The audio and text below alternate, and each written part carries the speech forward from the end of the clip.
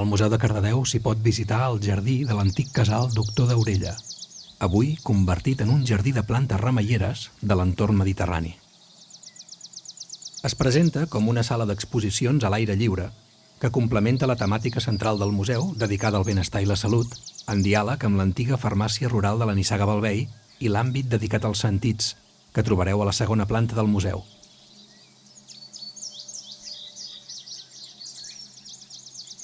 Al jardí, segons l'època de l'any, s'hi poden trobar més d'una trentena de plantes remeieres senyalitzades amb uns indicadors de colors que mostren el clima de cadascuna.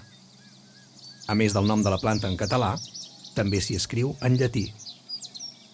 Així, hi trobem senyalitzades de color verd les plantes cultivades, com la ruda, la tarongina, el julivert o la Maria Lluïsa, aquesta última molt útil pels mals de panxa i per fer bones digestions.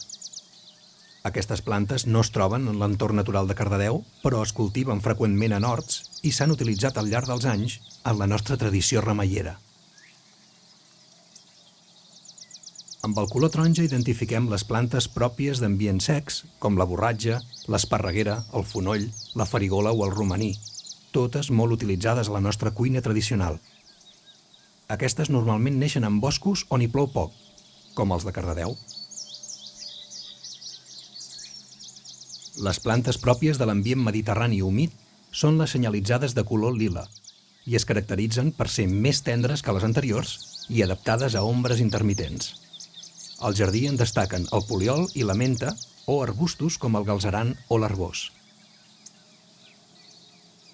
De color marró trobem les plantes d'ambients d'esqueis i roquissars com l'herba de Sant Jordi, amb propietats sedants molt semblants a les de la valeriana o el plantatge, abundant a Cardedeu. I finalment, el color blau assenyala les plantes pròpies d'estanys i basses.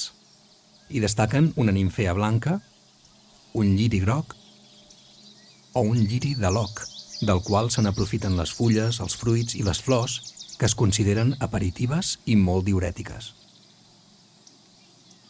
A més de les plantes remeieres, al jardí s'hi conserven els arbres originals del casal Doctor Daurella i d'altres plantats per fer ombra a l'estiu, com dos tilers, un roure i una alzina.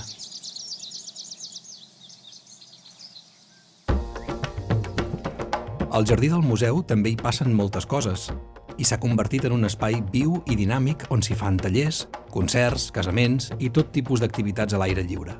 I moltes de les plantes que s'hi cultiven es fan servir per elaborar la ratafia de la iaia Maria, un licor artesanal amb base d'anís, nous tendres i més de 16 herbes aromàtiques diferents.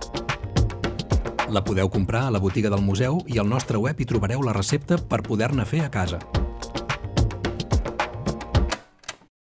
I si ens hi passegem en silenci? Podrem escoltar ple d'ocells que venen a beure aigua a la bassa. I fins i tot pot ser que hi trobem el follet verdet, el petit amic del museu, que s'hi ha construït la seva caseta. Vine, escolta i ensuma. Al jardí del museu hi trobaràs un espai on viure experiències úniques. Un espai ple de vida.